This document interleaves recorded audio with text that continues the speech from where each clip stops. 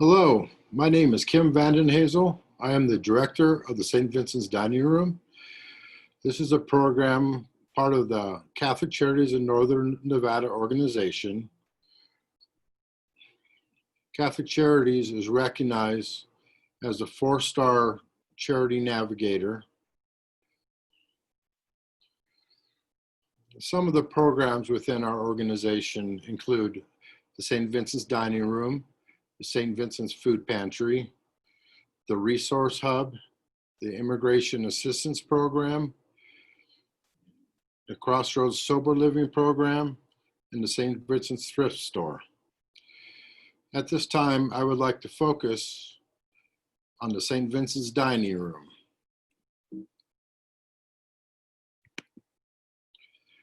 St. Vincent's Dining Room is the flagship program of Catholic Charities. It was established in 1961. We serve an average of 400 people per day. We do this all with 6 employees and up to 20 volunteers per day. And we do partner with many local businesses and schools for volunteer and internship opportunities. Some of our volunteers have actually gained employment from our connections within the community. Earlier this year, COVID-19 presented itself, and we had to change our business model. We had to go from an inside dining to a to-go food model. Previously, we did this to 5 to 6 staff, but we needed to divide it into 2 different teams with 3 staff daily. This was to prevent cross-contamination among the staff in case anybody got the COVID-19. We had to reduce the amount of volunteers we had from 15 to 20 a day down to 4 to 6. And this was for social distancing purposes. Previously, we had Job Corps interns within our facility, but their program was temporarily closed due to COVID-19. And previously, all our patrons, they dined on site. The local shelter for social distancing purposes needed to open up a temporary shelter, which was off property quite a ways. So we are now transporting food to those locations also. The goals we have for the future is to expand our food services. Currently, we had served only 1 meal per day, and we are looking to expand that to 3 meals per day for the individuals who are unemployed and homeless. By expanding these services, this would create additional volunteer opportunities, and this would also increase the corporate involvement within the dining room. This would also create additional training positions and eventual job placements to help those who are looking for a pathway out of poverty. So we are looking at developing revenue generating social enterprises to help fund these additional services. So we are looking to do these expansions in incremental steps. In fiscal year 2020, we are providing lunch 6 days a week.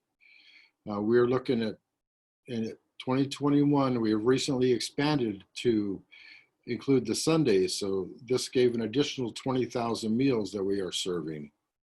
The next step from that point would be to be serving breakfast 7 days per week, which would add an extra 100,000 meals. And in 2023, we're looking to provide dinner 5 days a week.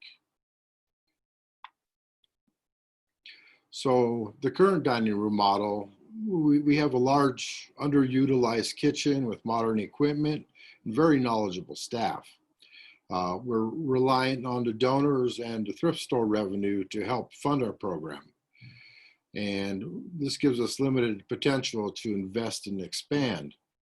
So currently we only serve the 1 hot meal per day, and with this has limited job training and job placement opportunities with the current hours of operation.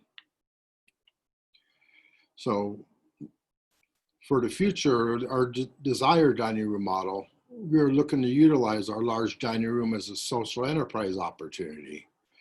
And this is to help reduce the reliance on the thrift store and look in bringing in funds to help fund our own program without those reliance. They were looking to partner with local corporations to help financially support our dining room in exchange for the personalized services we would provide for them. So the benefits would be that the services would increase to 3 hot meals per day, and also the greater inclusion of the community, which in turn could lead to more donor opportunities. So the social enterprises we have chosen for our facility would be the rental of our dining room and kitchen for private events, providing on and offsite catering to local private schools and other type of businesses, and to develop a workforce development program. So the steps we are going to take for this workforce development program is the first thing we would do is need to purchase a professional culinary curriculum with a professional support. The potential students would be screened by a social worker for any special needs for the training. And the students will be trained by professional culinary instructors. At the end of the rotation, the students will receive completion certificate as well as getting certified in food safety, recognized by the National Restaurant Association.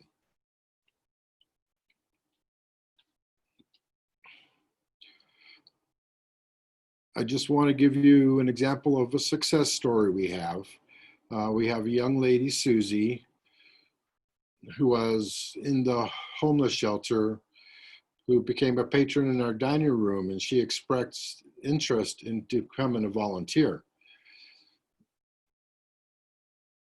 Her work ethic was recognized by all, and eventually she got a part-time job within our dining room.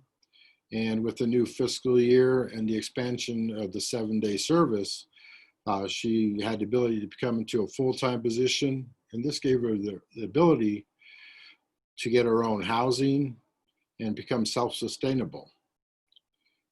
The areas we are looking for to get potential students would include the Department of Employment and Rehabilitation, Training and Rehabilitation Services, sober living facilities, transitional housing, and other special needs facilities within our community.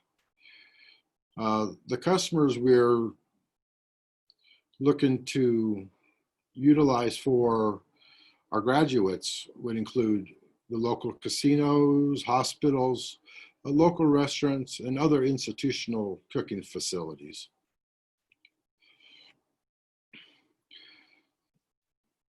These are the instructors who will be teaching the program. You have Kim Van den Hazel with many years of experience, as well as Devin Barrientos, who has experience working with Job Corps students and other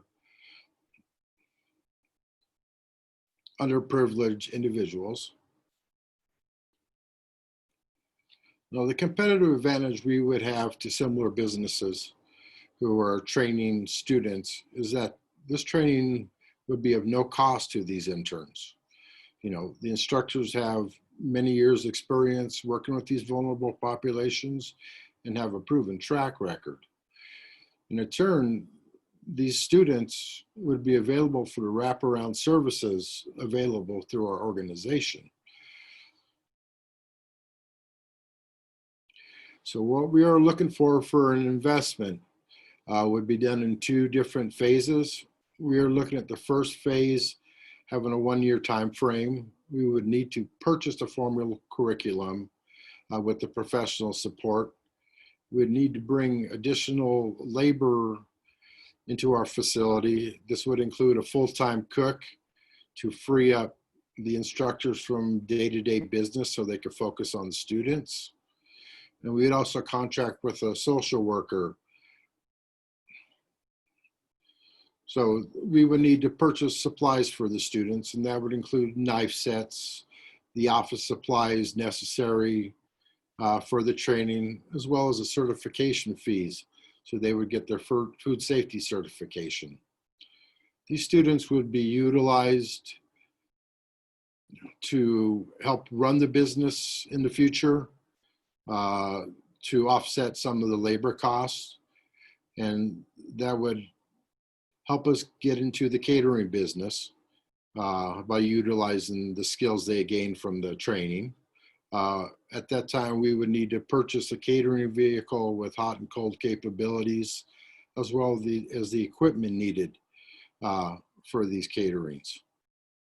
So we're looking for the total investment in the first phase to be $53,300, and the investment needed for phase 2 to be $52,500.